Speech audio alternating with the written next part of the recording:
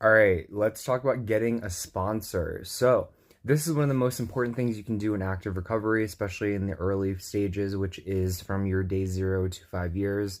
And let me preface though, sponsorship isn't for everybody.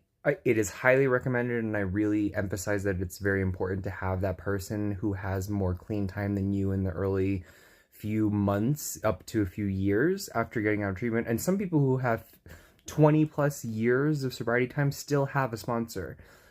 So I want to emphasize that it is so important to have one, but not everyone does. I personally do not. But for those of you who do need one, the most important thing you need to do is not feel like you're on their time. They are on yours up until they become your sponsor. So when you're in the early stages of finding one, don't feel bad about maybe introducing yourself to 5 or 6 different people and asking, hey, would you be interested in sponsoring me? Go through, and you don't have to tell them that you have other people in the lineup. You don't have, that's not their business. So go to meetings, look up on Meeting Chair or Meeting Guide apps for your local area.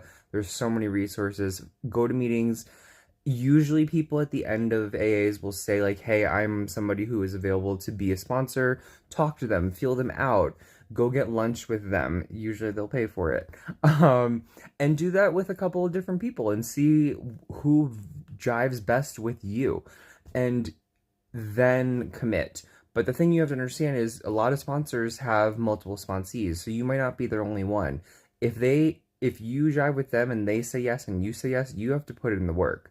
Um, and that's really important to understand. Now, on the flip side, I personally don't have a sponsor and I don't like the sponsee like relationship aspect for me personally, but that's mainly because of my work situation. I don't have a car, so it would be very difficult for me to meet with a sponsor on a daily basis without asking them to have to take time out of their day to come meet me, which they would be willing to do. You know, if a sponsor says yes to sponsoring you, they obviously know that this might take time out of their life, but that's something that's really important to consider and just shop around. You shouldn't feel guilty about saying no to somebody or after you've met somebody being like, hey, sorry, this isn't working out. Look at it like dating. You gotta feel the pool and you gotta feel people out and do what's best for you. And you may discover that sponsorship is not the right path for you, and it's not. And if that's the case, then Smart Recovery is the program that you should look into. And that will be the thing we talk about in our next video.